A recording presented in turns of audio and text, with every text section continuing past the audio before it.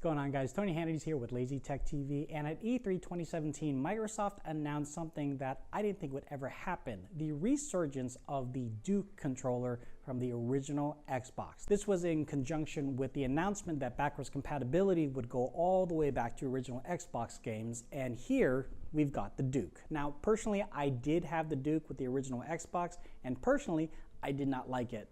Honestly, it's kind of why I switched over to PlayStation or PS2 at the time. But going back to something like this is just kind of fun to have. Now, compared to the original Xbox Duke controller, this is very much like it. In fact, the original designer of the Duke got his hands on it to make sure that every nook and cranny of this thing could portray what he had back in the early aughts to what we can consider now to be future thought and present with the current controllers. If you compare the two side by side, there's obviously an immense size difference. Getting to the bumpers is a huge improvement, and just overall ergonomics speaking, the new controllers are much better, lighter, and when you get mad, a little bit more aerodynamic. Now, the big pull of the Hyperkin Duke controller is that the middle nexus isn't just the Xbox controller. When you plug it in with the micro USB cable, because obviously it's not wireless, it actually shows the original boot up screen of the original Xbox. Is that cool? I don't know. It's kind of cool. It's kind of nice to have. It's like when you first got your color LCD screen on your phone. It was cool. It didn't really make calls any better or worse. It was just color. And this lights up as an LCD screen. I'm sure there's mods and other hacks to change it if you want, but for me, it's fine the way it is. Now, when you're actually playing games, as I mentioned, the placement of the LB and RB buttons are really difficult to get to. I have to go and place my index fingers on the bumpers and my middle fingers on the triggers, which is not how I normally play games right now.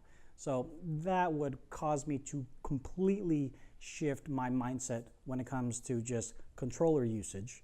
And the other thing is that they have two extra buttons on the front end here, and those actually mirror the LB and RB buttons too. But again, to get to those, you'd have to use your right thumb to get to. And if you're not used to that from back in the day, I highly doubt you're ever going to use this.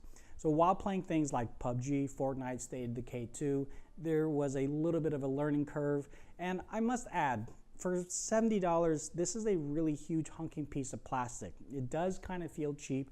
I haven't had a Duke controller in a while, but I remember it being a little bit more robust.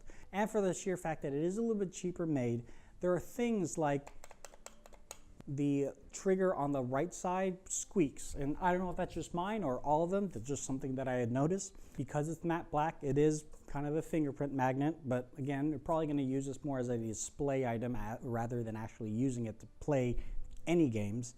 And I mean, if you compare the size to that of a banana, I mean, it's gargantuan. This thing is humongous.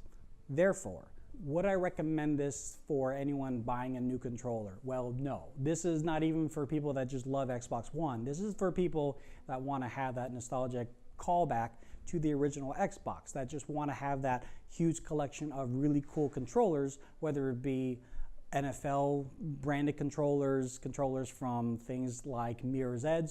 If you have means to get one, at least here in the United States, they are exclusive to GameStop for $69.99.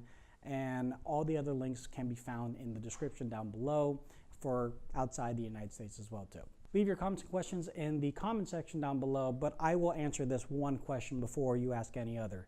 Will this replace any other controller that I have? Definitely not. The Elite controller, without a question of a doubt, will be the ipso facto controller, at least for me, for now. So with that, I'll leave you. Make sure you're following us on Facebook and Twitter and Instagram. I'll see you in the next one. Late.